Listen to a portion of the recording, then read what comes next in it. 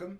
We're glad you're joining us tonight. We are back for another Tuesday. We had a bit of a break last week, or I should say a diversion. We hopefully you were able to catch some of the live stream of the conference we were a part of, and we are actually still here in Tucson, and so one of the brothers in the church has actually allowed us to use his studio, and so we are live.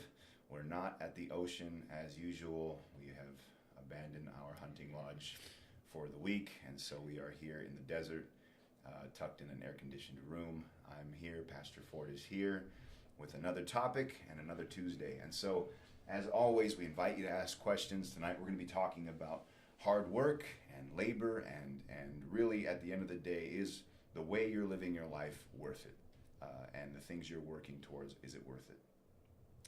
Hard work is an interesting topic, especially when you think about it from the standpoint of where we live in the Bay Area and the heart of Silicon Valley. I've been working around engineers for the last several years, and it's not uncommon to hear about an average of 60 to 70 hour weeks that some folks put in, and thinking about that whole way of living to me is I've never worked that much, and so the question comes up, why in the world would you put in 60 to 70 hour weeks, except for I need the overtime, or thinking like that, you have some kind of need behind it. But these guys aren't working like that. What I came to find from conversations and my advantage of having the positions I've had, working close with some of these guys and girls that are working in environments where that's a common thing, is they really have bought into the mission or the product or the objective of their employer. And so these companies have an objective, and folks buy into it, and they're willing to just work and work and work to achieve these goals. And companies totally leverage that, which is really interesting. But the question tonight that I hope to kind of circle around is it really worth it? And also, how would someone know if it was worth it? And what does the Bible say about labor and efforts? Yeah. And so the first question is, when I mention the word labor, what comes to mind? Well, working too much. I usually think of it from the standpoint of slave labor, where you're laboring too much. It's not a thing of being able to be devoted, because there is a level of devotion, but it's usually, goes beyond that. Mm-hmm. So what about in terms of, let's think more like generation specific, because although we do have, this category of people that are willing to throw in, 60, 70 hour weeks, and, that's a common thing. You also have, my wife and I were actually talking about this a couple days ago. She was kind of reflecting on, she's from Tucson, and so she's got a lot of childhood memories here, and she's got a lot of, teenage memories, and even some of her adult life was here. And she was mentioning how, that she feels that there was, times where she said, I wish I would have thought a little bit more about where I was at the time, as opposed to always thinking of where I wanted to be. Yeah. And so, on the one hand, obviously there's value in that, but, the other side of it is I almost feel like that's actually let me just ask as a question. Do you think that's an easy thing for a young adult to do? To think about enjoying the right now. Yeah. Well, especially in America, we're taught, to enjoy life later. Mm-hmm. That delayed gratification is better, and so throw everything into the future, so you're going to work, you retire, and then you live life, mm-hmm. Which usually works out as you work, you retire, and then you die, and you never get a chance to actually live that life, or that's, that area of time, 60, 70 years old, when you start having, medical complications and things like that. And so I think for most people, that idea is, like I said, it is, having lived overseas, it is almost exclusively an American way of thinking. I would say India is similar, but definitely not England or Australia. Having been to both of those places, is not, the idea of working a lot is not, that's not, there's always going to be a group that's like that, and, for other reasons, mm-hmm. But the idea of working for tomorrow, is not as common of a thing in other countries as it is here. Usually, the people that are like that end up coming here. Yeah. To do that. They're in their countries, not a whole lot going on, and so they want to transfer over here where they can, be a part of something. Mm-hmm. What do you think drives that? Like, what's the thing in a person that's driving that? Well, it's the desire to be valuable. The desire to be useful. In some way, and so the idea of being useful. I think that's the big question, that we're talking about is what does it mean to be useful? Yeah. And so that's, I think, where the problem lies in the general idea is that your company, the company you're working for, is your usefulness, like what you said. And it's funny because I was having this conversation with somebody just this afternoon that my generation, that was common. That was normal to work 60, 70, 80-hour weeks. That was you just did that. Mm-hmm. That was just the way things are. And then recently, especially after COVID, all of a sudden it was like, there's more to life than, working. Mm-hmm. And so I think a lot of people are kind of having a difference of opinion, that working a lot is not. Do you think that's a good thing or a bad thing? Oh, I definitely think it's a good thing because, when you think about it, so I've been young, I'm old, I'm 62 years old, and so I'm close to, retirement age, and not that I'm retiring, because you don't retire as a pastor, you just get put in the hospital, and then when you can't preach anymore, then they pull the plug. Yeah.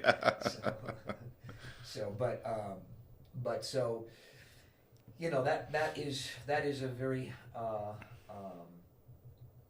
like I said, that was the kind of life that I was taught, growing up, is that you just work your butt off. But the problem, like I said, the problem with that is that you're wasting the best years of your life. There's a book, it's called Die with Zero. A little bit more into your mic. Yeah. It's called Die with Zero, and the guy even says in the book several times, nobody's going to listen to me when I talk like this because everybody thinks this is a silly idea. The idea of having enough money to survive, through your life, and, as you're making money, to release that money to your children and different things like that. And so it's present, everything you're doing is for the present, not for the future. And so, which I think, I think is a good concept. It's just a difficult concept because many people live in fear that the future is not going to be stable because we don't know what the future holds. Things may become way more expensive than they are right now. And so as long as you have an income stream, then you're getting ready for that time. And so, it goes from, tens of thousands to hundreds of thousands to millions to billions. And the reason for that is just simply because you don't know what the future is going to hold. And so you want to make sure that you have enough money so that you don't have a problem somewhere in the future, whether it's 70 or 80 years or whatever, you just want to make sure that you have enough money. But statistically, and that's what he brings out in the book, is statistically, as you get older, you use less money. But I think that those two things go hand in hand because you get so used to saving money that you've lost the desire to spend it. Mm-hmm. So you just don't. Oh, I could go to some country, but it's going to cost me $3,000 or $4,000. To get there, it's going to cost me $1,000 for the week. I'm going to have to pay for a hotel. I'm going to have to do this. I'm going to have to do that. So when it's all said and done, it's going to cost me $9,000, and it's like, nah. I've worked too hard for this money. To spend $9,000 on a week.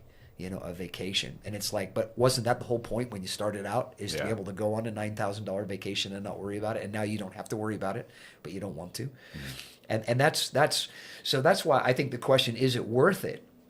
Is the answer, I think the short answer is no, it's not worth it, because the idea, the concept of working hard and saving for the future is not a bad concept. The problem is that people don't work hard to save for the future. Well, they do. I mean, they literally save for the future. And it doesn't matter how old they are. They could be at 40 years old and they're thinking at 60 years old they're going to, retire early, and enjoy life. And then they get to 60 and they think, well, maybe I'll go a couple more years, to maximize my income. Yeah. And then, then it's, 70 and they're thinking, oh, what am I going to do when I quit. I'm going to, what's my life going to be worth? And so they're not going to be doing anything but just like, traveling, or the classic, puttering around in your garden, which is what a lot of people think of when it comes to retirement, is you just go into not being worth anything. And there are statistics about how many of these high-powered CEOs and stuff, when they do retire and they get out of the game, that they do end up having a heart attack, because they're just, they've been pushing themselves for so long, living under such a high stress, and they've created an imbalance in their body that craves the stress. And so now that stress isn't there, and so now they lose incentive for living. It's like, who cares? I remember my father-in-law, he had pneumonia, and he was in the hospital. And then while he was in the hospital, he fell and broke his hip. He was 85, I think, at the time. And the doctor said, listen, we want to put you through physiotherapy and get you back up. We'll get you through this pneumonia, and then we'll get you, some physiotherapy so you can get back to, so you can get out of that wheelchair. And his response was, what if I don't want to get out of the wheelchair? And so I could tell at that point that he had given up. He was done with life. The life was no longer valuable to him. And I think that's what happens to a lot of people. They spend their whole lives, and he had a lot of money, and so they spend their lives saving, get to a point to where they can do whatever they darn well please, but then they don't actually do anything. And it's sad. We used to go to dinner at Red Lobster, and he'd use a coupon. And it was like, why are you using a coupon? You could practically buy this place. Why are you using a coupon? And so, but it's just ingrained. It's just the way he's always lived his life. Save money, penny saved is a penny earned. All that kind of thinking. And I think that's where a lot of people are, is they're saving for some moment in the future that doesn't exist. They think there's going to be this magic moment where the world opens up and says it's time for you to retire and enjoy life. And so they're waiting for that day to come, and it never comes. Yeah. So, totally worth taking a few minutes to talk about this side of things. This is like the extreme in the other direction, because we also have and I guess also worth asking the question is, was this common when you were young? And, since you've totally been transparent and called yourself an old man, I can just go there. But have you ever heard of the term NEET kids? NEET kids, NEET acronym.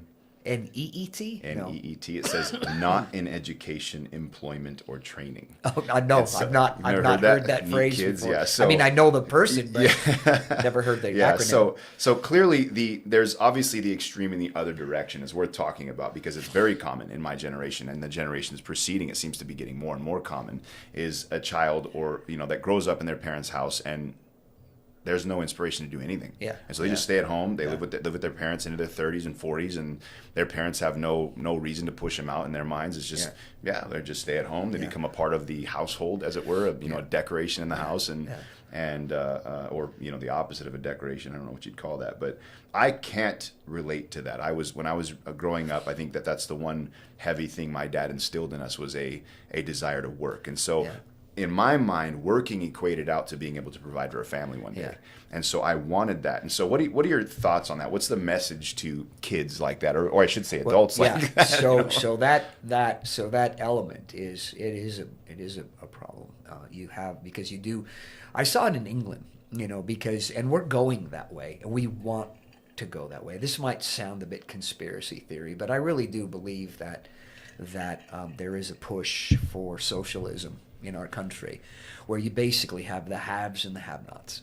Those people, when you're in England, there's the reason why there isn't that, American ingenuity thing is because it doesn't get rewarded. Mm-hmm. If you were born to a family like of,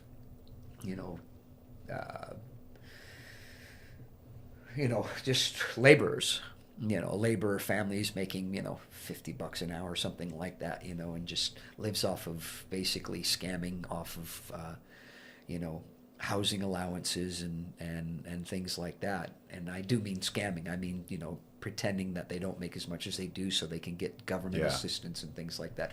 And when you're raised like that, you don't have any incentive, because you think, I'm not, how am I going to get out of this? Where is the money going to come from? for me to be successful? Where am I going to get this money? Because literally in socialist countries, you start off life and you have a level of income that is, for the most part, funded by the government. You have,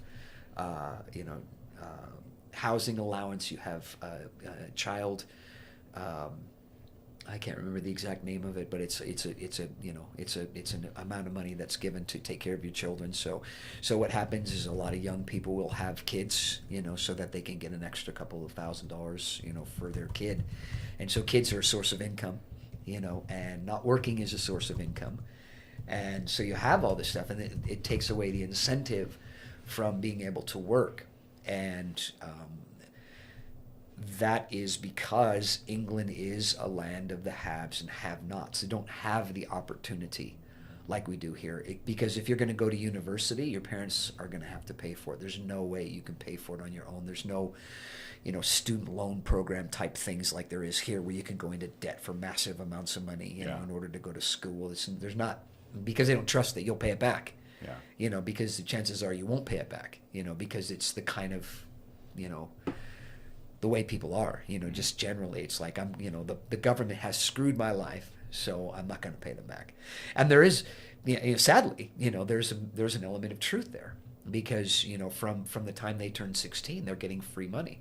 But then when they get to a point to where they actually want to do something with their lives, the government punishes them by taking that money away. So it goes like this, and then it goes down. And now you're gonna do this on your own, and then it takes a long time to get back to a place to where you're actually making the same amount of money they were giving you for free. Yeah. So it's a really messed up system, very, very badly messed up system. But I see it here. You see it with the constant increases in minimum wage. Is they're gonna force. Because the government doesn't have that kind of money. We're huge, compared to, England could fit in Arizona. It's like we're too big to be able to pull off something like that. And so you throw it off on businesses, and the businesses have a mandatory, minimum wage. So that you've got kids who are making $30-40 an hour, and then you've got people who are 35-40 years old that they only get $30-40 an hour. At a job, because they don't, if they haven't actually had a skill, they may be 20 years old, they're working for fast food places, they may work at a job as a, entry labor of some sort, something like that, and then they get to a certain age where their skill set has peaked. They're not learning anything more, they're just kind of bouncing from place to place, and so they don't have the incentive. Because it's like, if I buckle down now and start, really applying myself, I'm going to be 45 years old before I make any kind of real money. So what's the use? And so from that standpoint, there's such a disincentive for people to better themselves, because of this. Like I said, it sounds kind of conspiracy theory, because you could, take the classic Republican role as those people are just losers, and they're just all losers. And it's not that they're losers. It's that, like, living in Arizona versus living in California. I wouldn't want to be a teenager living in California. There's no way you're going to do anything unless your daddy, works at a company that he can get you into, and you can start, learning. But if you're just out there just filling out an application, you've got no skills, you've got nothing, you're not going to get a job. Yeah, it's tough. So you have the same kind of problem, is that there's no incentive for young people, teen into 20s, to actually do something with their lives. The answer is go to university. As well, what if I don't have the money to go to university? Doesn't matter. You have to go to university so that you can get a high-paying job. And it's like, so I have to go $200,000 in debt before I can get a good job. And it's like, yes, that's exactly what you have to do. Not very motivating. No. Yeah. and so that's the problem. So, and if you're the kind of person like how I was growing up, is, my dad taught me how to be, like what you said, to be self-made, to just tough it out. I did, but back then there wasn't all that. So I could get a job working.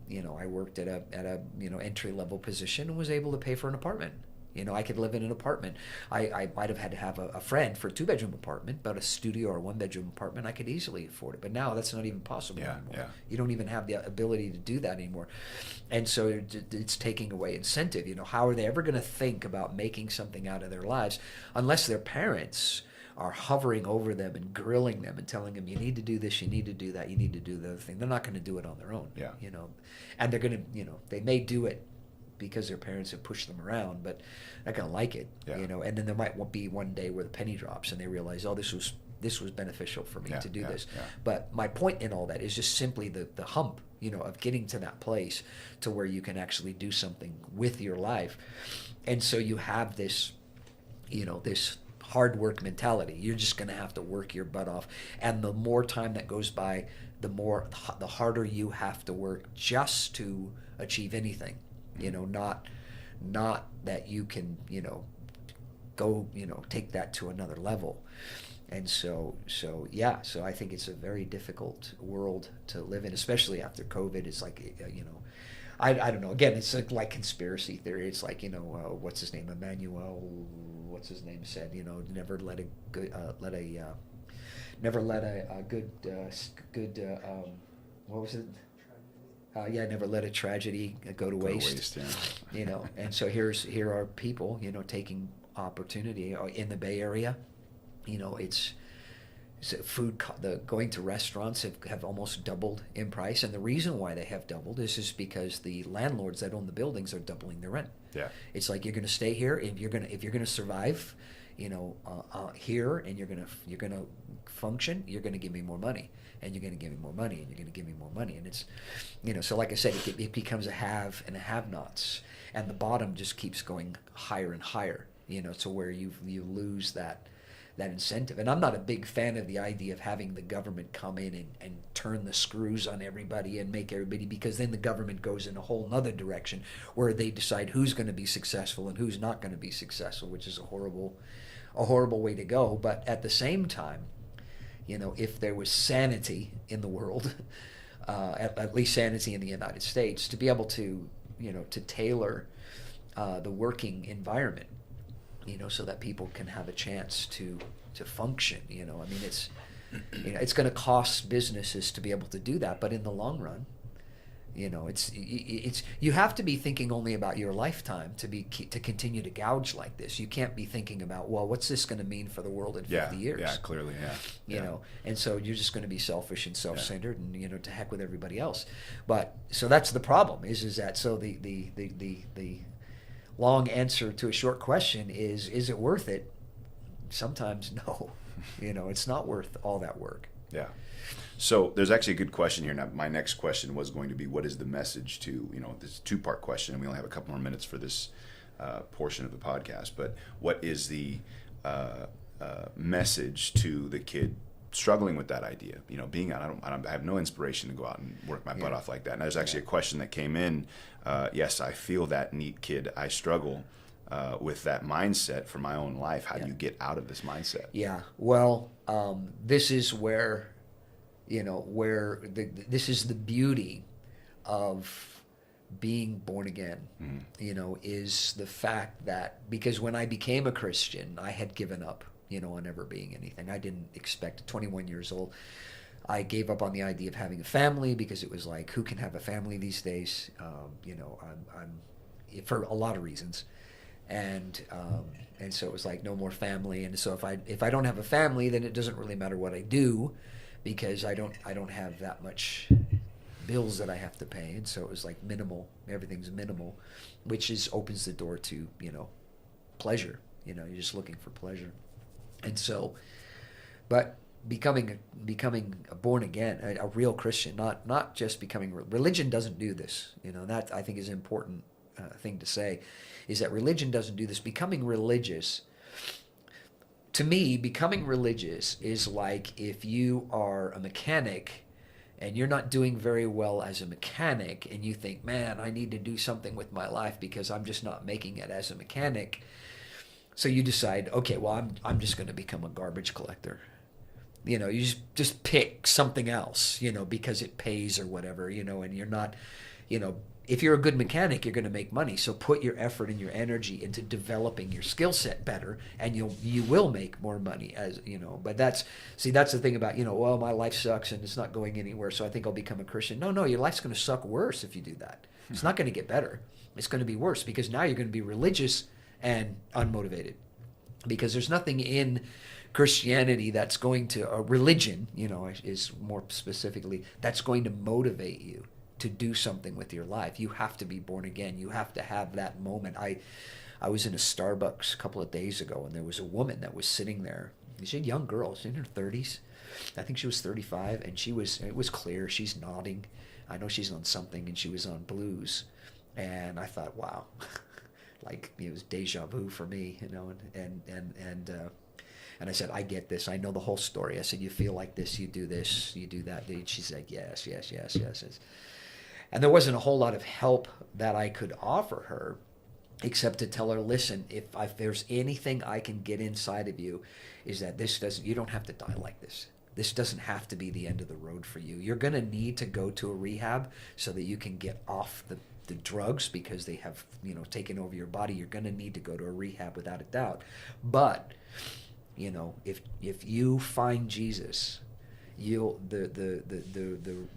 restoration of a sense of value that you will have, by doing that, by realizing, you know what, I don't want to die like this. It's not just, I might as well just get this over with. Because I'd asked her, I said,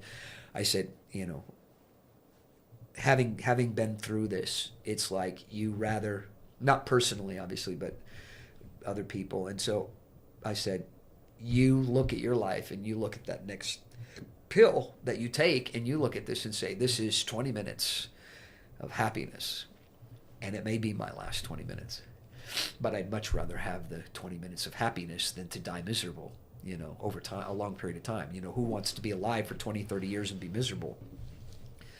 And so that, I think you can extrapolate out that to everybody, and why people look for shortcuts, in their thinking. They want to just make money, so they're going to go take a job that they're not going to get a raise at ever, but it pays good right now. Yeah. And they're going to, and then 10 years from now, they'll be at the same salary. They'll never grow, because they're not developing a skill, so that their salary. So it's like, just chase the money, and so, but then, what are you going to do 20 years from now when you're still making the same money, but the world has gotten more expensive.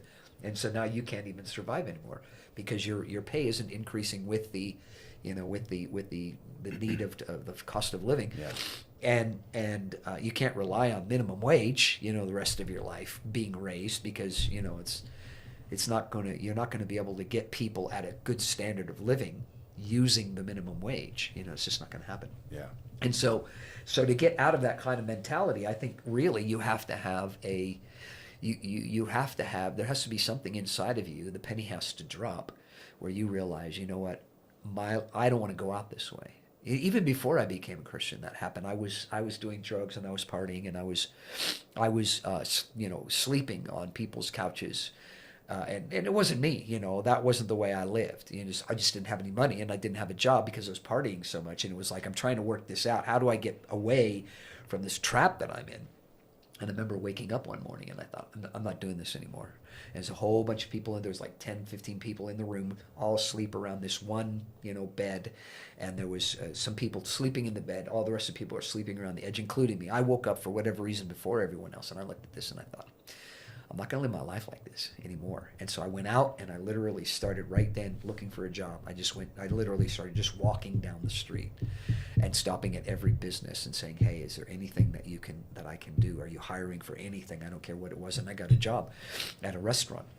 And then I called a friend of mine, and I said, hey, have you got a place for me to stay? I'll help you pay for rent. And he was like, yeah, that'd be perfect.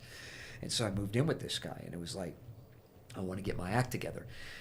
But then, to celebrate my new life, I went out and partied over the weekend, smashed my car. And I was back to square one again, because now I don't have a car to get to work, and so I'm all screwed up all over again. I can't get to work, and without walking. But that was in Tucson, Arizona. If anybody's ever lived here before, walking, you turn into butter before you get to the place you're trying to get to walking. And so it was like, okay, what can I do? I can't get out of this. And a friend of mine began to share with me about Jesus and about being saved. And I was like, no way. I'm not going to be religious, not interested in that. I'd seen people. I saw the hypocrisy, like a lot of the things I still talk about to this day.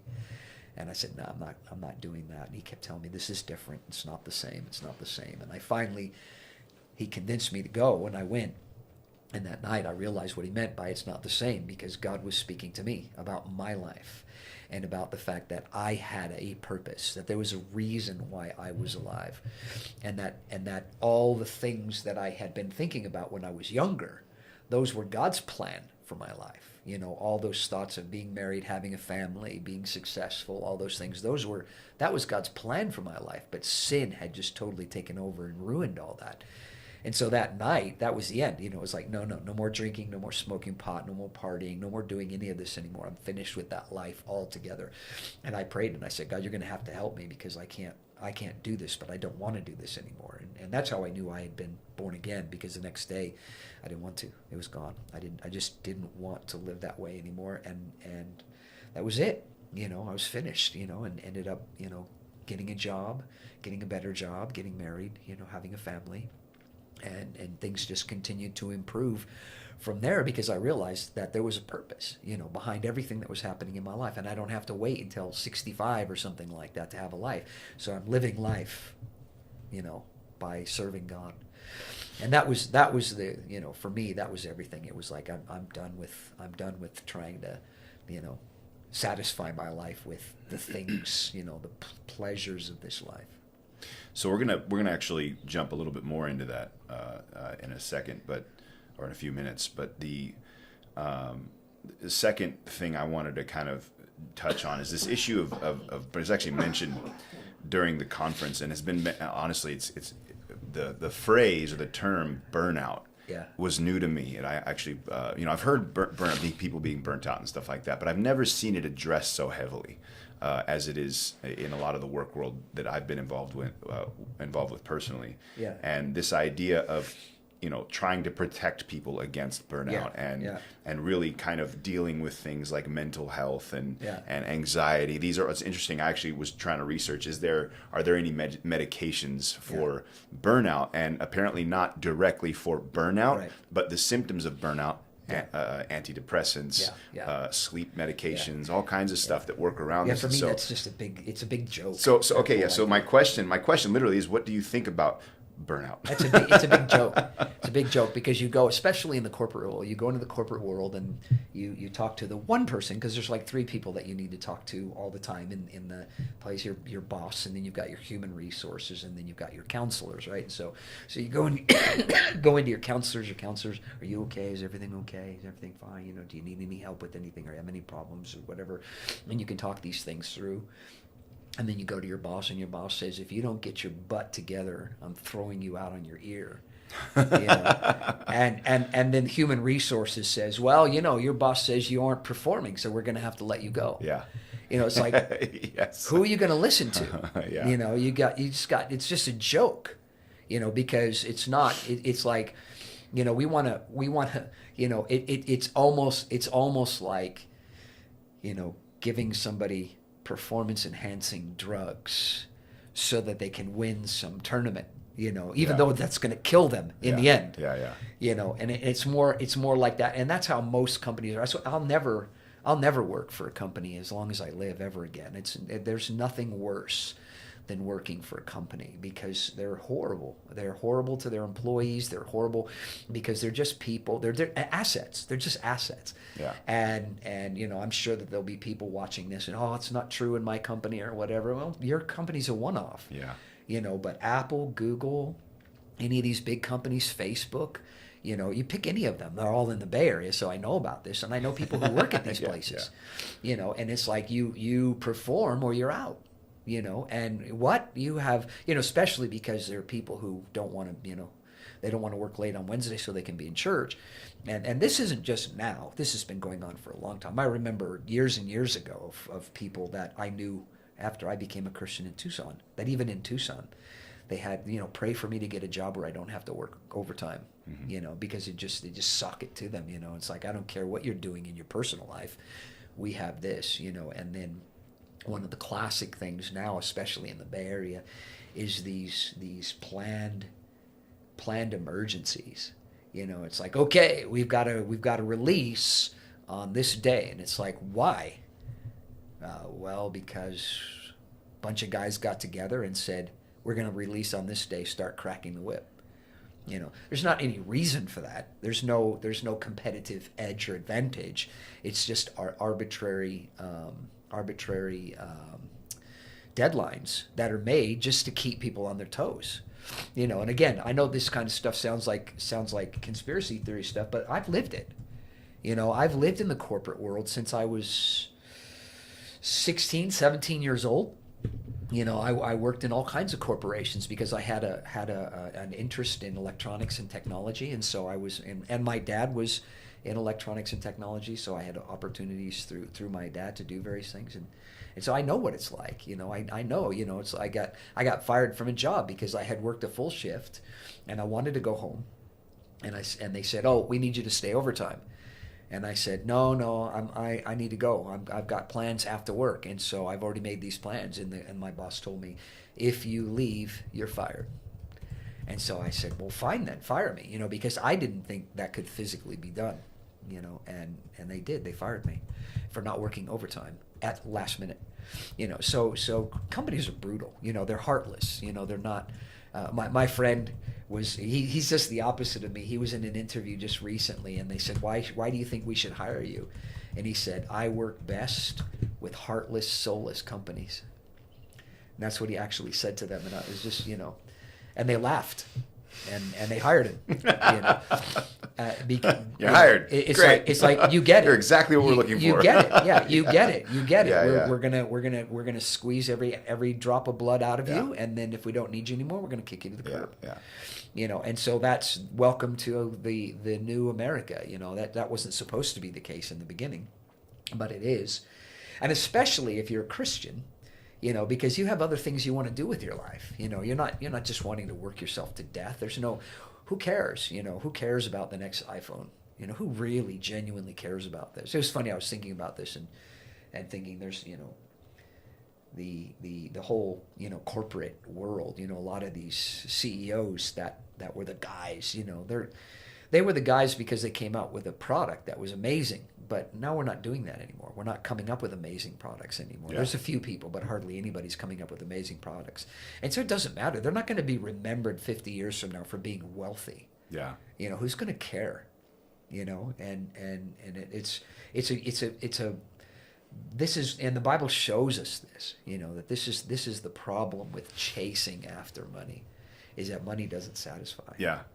And you think, oh, I'm going to get there and I'm going to be happy and everything's going to be wonderful. And it never is, because you always need more. You always need more, and especially in the corporate world. So I should probably be a little bit more gracious of the corporate world. It's not the corporate world, it's the board of directors. That's the problem, because they're so disconnected from everything that's going on. And so they come in and they say, you need to find a way to save $1 billion this year. Yeah. And so what's the easiest way to do it? Yeah. Just fire people. Cut people, yeah. It's like, oh, I'll just fire people and then make people work overtime. Yeah. And so they're just slaves.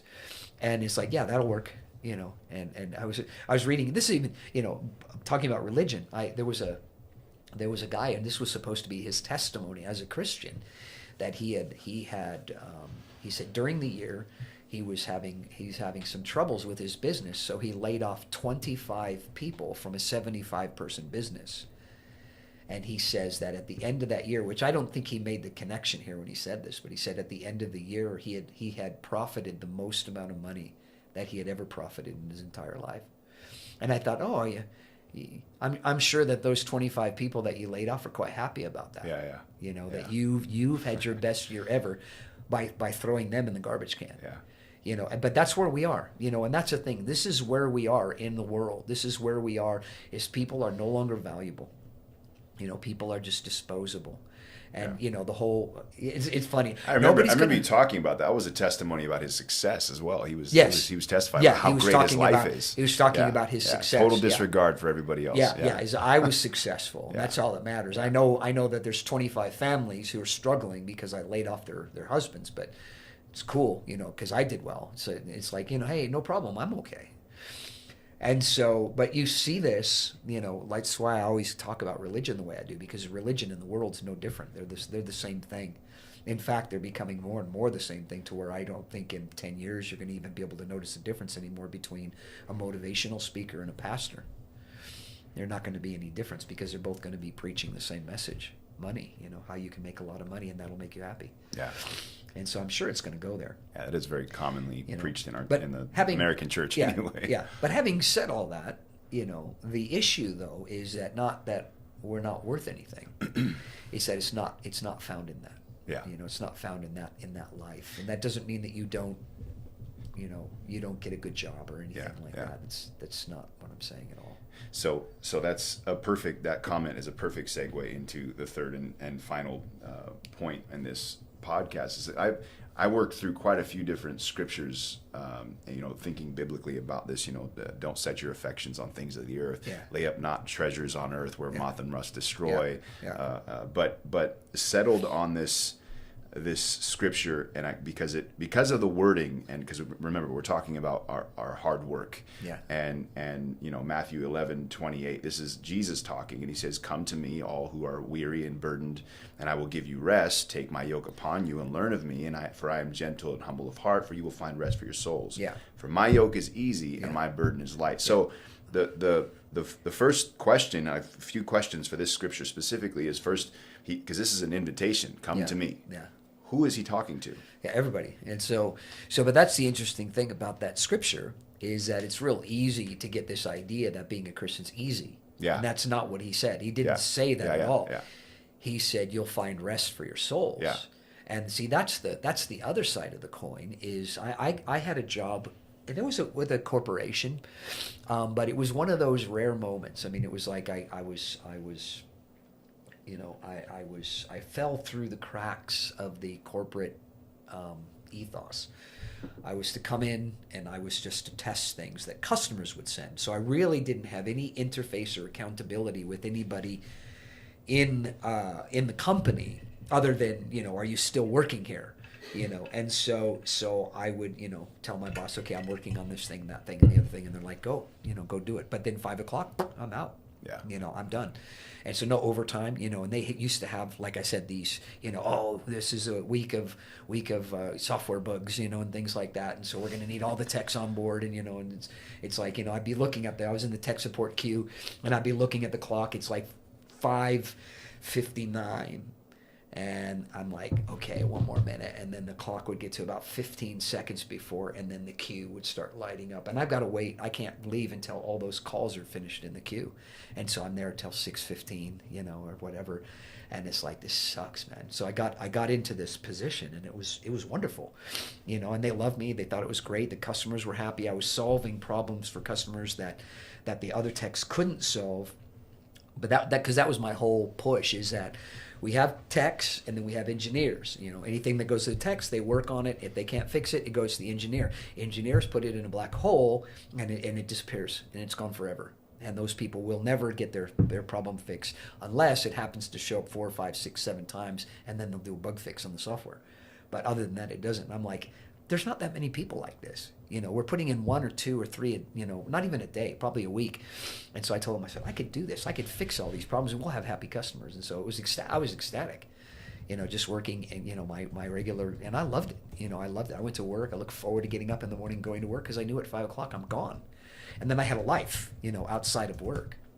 And that to me was the best thing. It's like I have a skill set that people want. God helped me with that. That was a gift. It wasn't something that I did on my own. God helped me to get that skill set over the years. And so so it isn't, I'm not, condoning that we don't work at all. It's that it doesn't have to be your life. And God can help you so that you can have a real life when seek first the kingdom of God and his righteousness, and all these things shall be added to you. So when you are focusing on God, what do you have for my life? What do you want me to do in the whole scheme of what you're doing in the world? And I find my place in that. That's where his yoke is easy and his burden is light, because even though I'm still working 8 hours a day, I'm enjoying every one of those hours. I would even skip lunch, because it was like, I'll just have a sandwich while I'm working still. I love this. Yeah. So that's where the yoke is easy and burden light comes in, because he says you'll have rest for your soul. And that's the real key, is when you don't have rest for your soul, it doesn't matter what you're doing in life. You're going to be jacked up. Yeah. You could work 1 day a week, at 4 hours a day and make $100,000 a week, and you're still not going to find rest for your soul. because it doesn't work like that. So, like, maybe like you kind of jumped into like a second question there, but the word burden he used here is actually kind of interesting because you actually said something in the beginning that reminded me of this, because he says you have those who are burdened, right? Yeah. And the word burden there is actually a very specific word. He's burdened. It means overburdened with ceremony.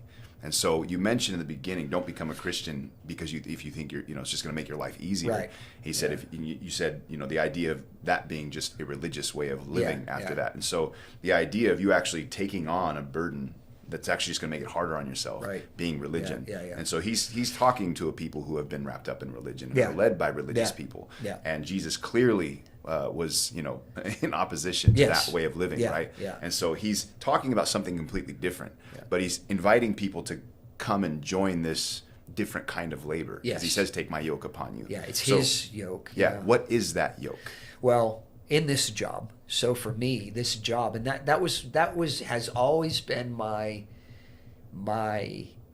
MO, for a job, is I'm there to get the people there saved. That's why I'm there. I'm there to be a testimony and a witness so they can be saved. And so everybody was I need to tell them about Jesus. They need to know Jesus. So that was why I was there. That doesn't mean that I never worked, because I did work, and I worked to be impressive so that I could gain opportunity to be able to tell them why I am the way I am. That I'm not a slacker. I'm not in there just walking around witnessing to people and not doing my work.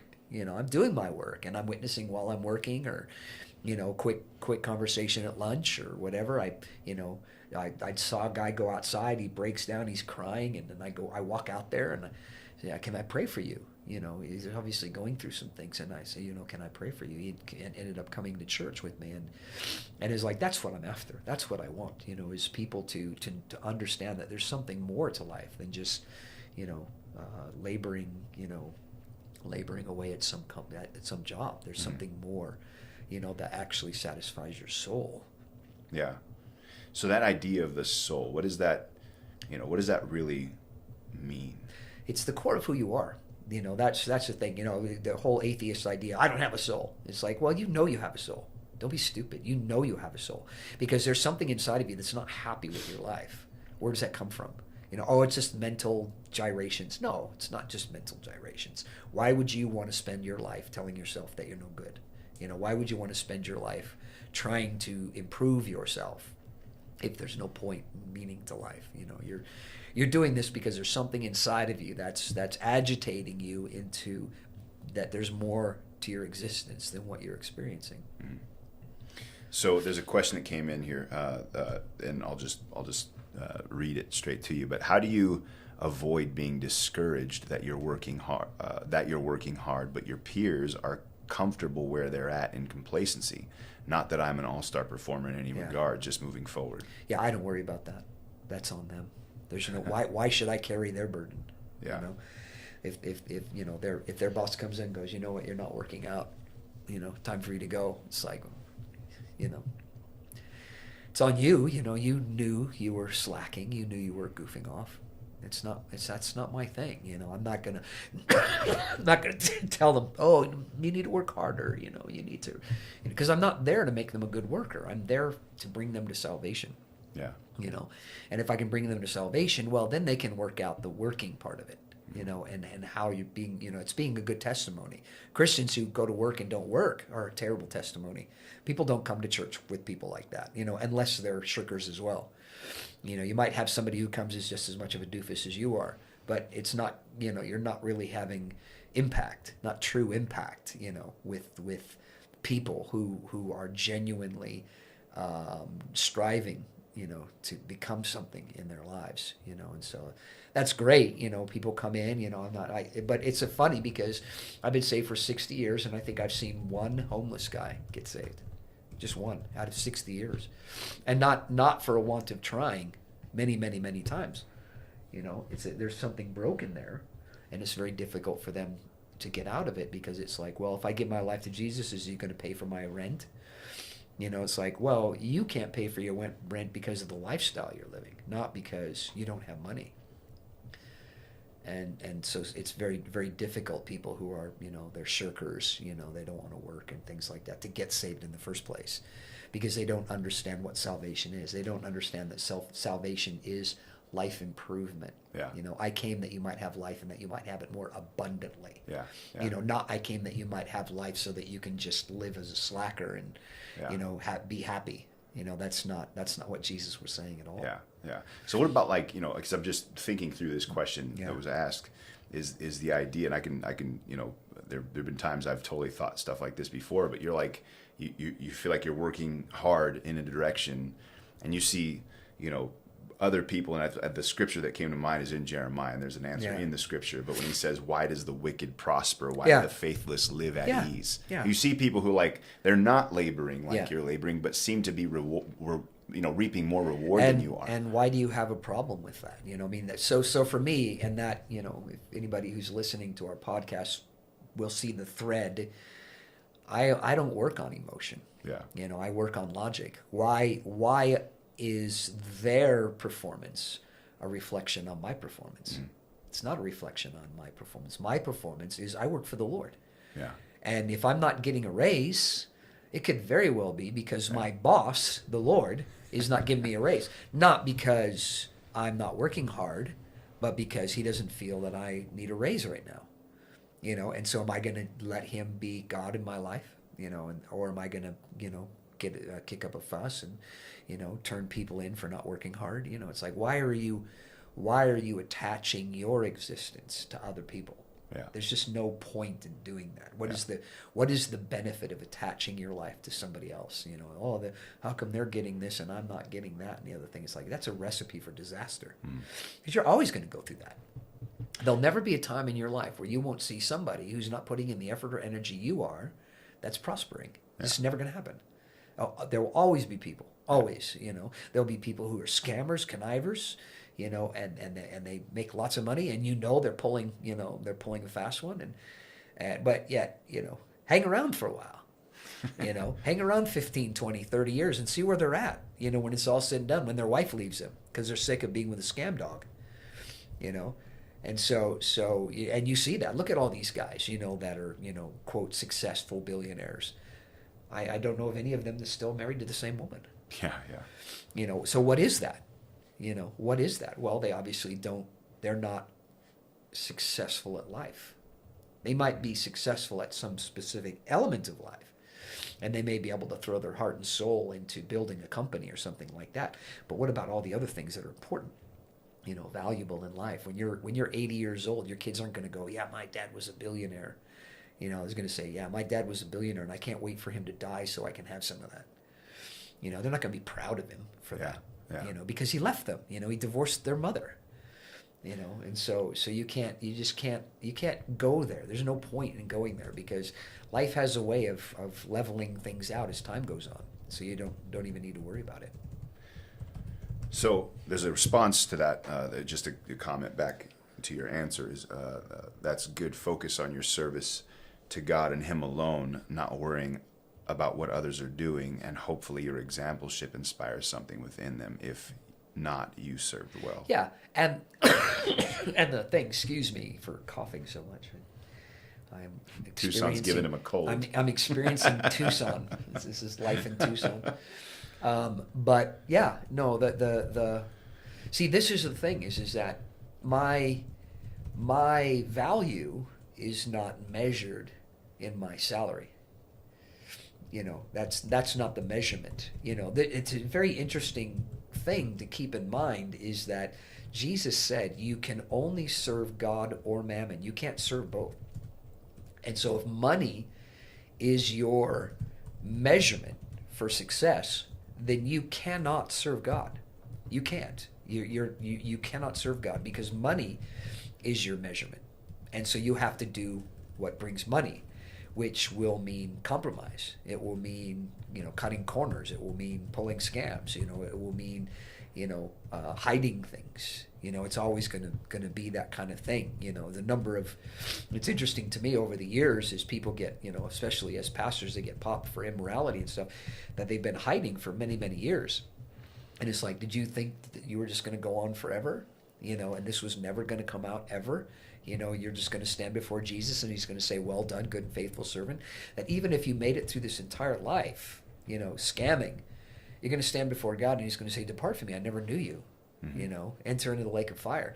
It's not, oh, no, there's grace. As if Jesus is up in heaven going, yeah, this sucks, but, I'm going to have to let you in, even though you're garbage and you didn't live for me. I have to let you in because of my grace and my blood and all this kind of stuff. And it's like, do you really believe that? Do people really believe that that's how it's going to be on Judgment Day, that Jesus is just going to let people in that are, criminal, unrepentant criminals? Oh, well, they prayed the prayer, and so they must be it. It's like, really? You really believe that that's how heaven's going to be? If it is, I'd rather not be there. I think I'd rather be in hell with all the honest people, than to be in heaven with all the dishonest scam dogs. Yeah. But, it just doesn't make any sense. Yeah. It doesn't make any sense at all. And I understand grace and I understand forgiveness, but grace and forgiveness are also tied to change. If you're not different, you're not a Christian. If you're the same kind of person as everybody else, you're not a Christian. I don't care what you say. I don't care how many convert cards you filled out. I don't care how many churches you went to. I don't care how many sermons you preach. I don't care about any of that stuff. If you really believe that you're going to be able to pull scams in your life and somehow this is going to work out, And so as a Christian, we shouldn't even be worried about those kinds of things in people. We see people doing things they shouldn't be doing. How come I'm not blessed? The world doesn't work like that. Payday's not on Friday. Yeah. But payday's coming. Yeah. There is a payday, and I would rather have that payday where I stand before Jesus and he says, well done, than to have that payday where he says, you got your reward in this life. Yeah. And so therefore you don't have eternal life because you got your reward out of the things you did in this life. So this is my last question, unless another question comes in. This will close us out. My yoke. That's an interesting imagery that Jesus is giving in this invitation, like I said. But a yoke is just to put it simply, is basically a wooden collar on the neck of a beast that's laboring. Yeah. And but every step that is taken now after that yoke is applied is directed by the reins of somebody else. And Jesus says, "This is my yoke." So he's clearly the one directing this labor. What does so you talked about being born again. We're constantly talking about surrendering your life to Jesus and allowing him to direct your steps. The Bible talks about the steps of a righteous man are ordered of God. And so clearly there's a practical explanation to living for Jesus and what that looks like, or I should say a definition to what it looks like to have your life being directed by Jesus. Clearly you're not driven by the same things everybody else is. And so what does that yoke look like practically? Well, everything that you would think of when you would think of a yoke, it goes into that is, a yoke is not flexible, And so when you put that yoke on and you fight against it, you're going to get shoulder burns. Yeah. You're going to constantly be getting rubbed the wrong way if you're not going to keep step. We could talk a whole another podcast on that specifically. Yeah. And this is what I see. You see people. It was funny. I might as well go ahead and say this now. I'm going to be saying it in my sermon tomorrow. But 50 years from now, nobody's going to listen to what's his name. Joel Osteen. Yeah. Nobody's going to be listening to his sermons 50 years from now. There'll be nobody. He's got nothing to say. It's just hype, feel good stuff that lasts for a short period of time. Yeah. But yet there are men who have, written books that are 100 years old. And when you read them, they change your life, because they're yoked to Jesus and they're learning. Whereas somebody like Joel Osteen is not learning anything. There's nothing to learn going to Joel Osteen's church. And I'm not just saying that to be mean. It's just there's nothing to learn. You could go there for 2 years or 20 years, and you're not going to hear anything different. You're not going to be more motivated. You're not going to be more concerned about your future. You're not going to be more interested in God's plan for your life because it's all just feel-good stuff. And so the question is really, what do you want to do with your life? When it comes right down to it, do you want to just feel good? If you do, then find all these motivational speakers that make people feel good.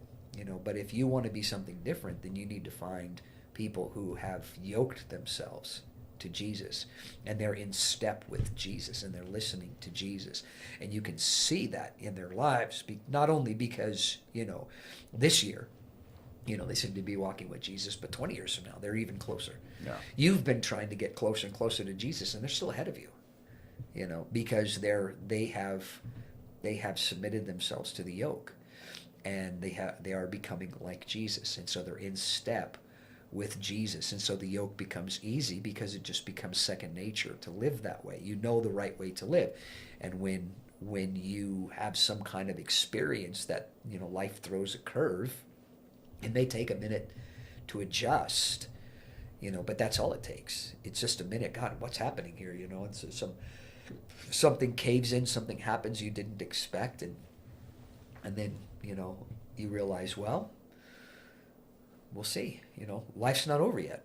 Yeah. But I'm 60 years old. How much more life do I have? It's like, well, it doesn't matter.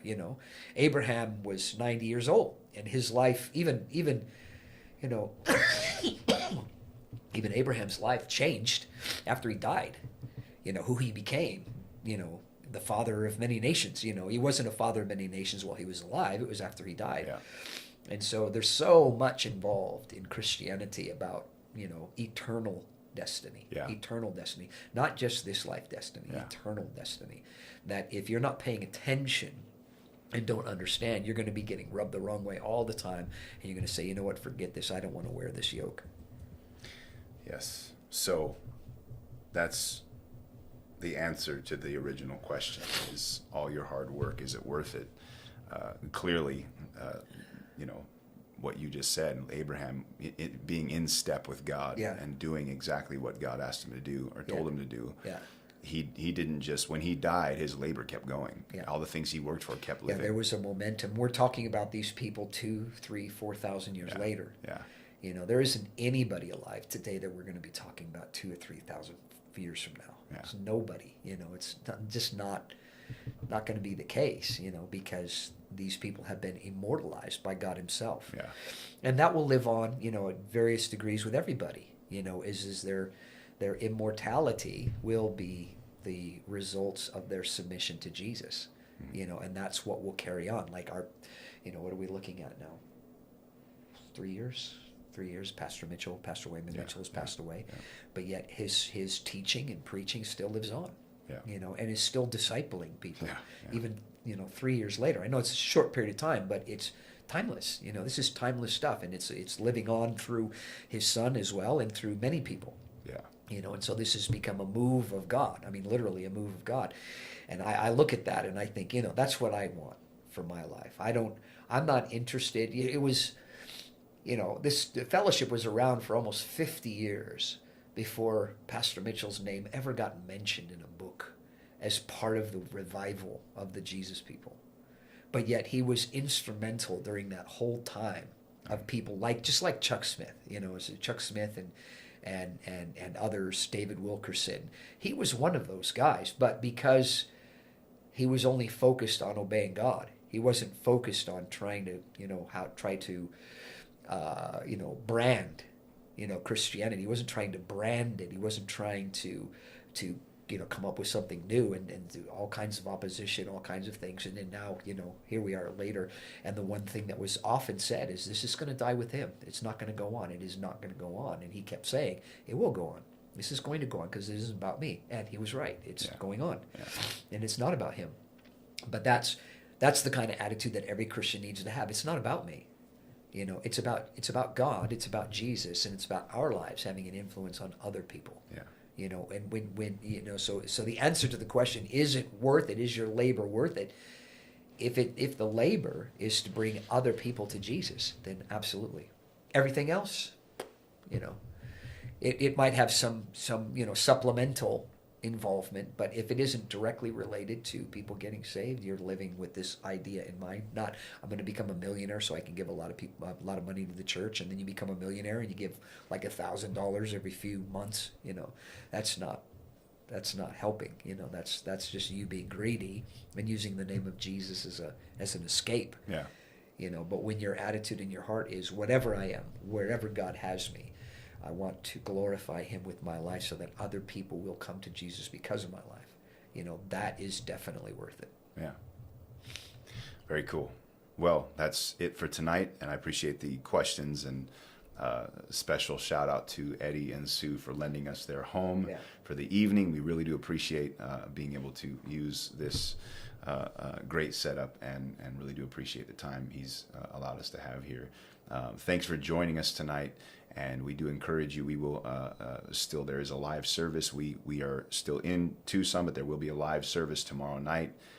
The information will be up on your screen in a minute. And or do we actually have that slide set up?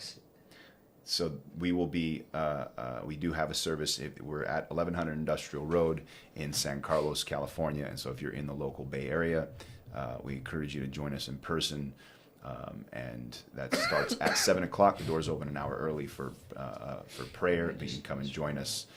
And we hope to see you in person, and we will be here again next week.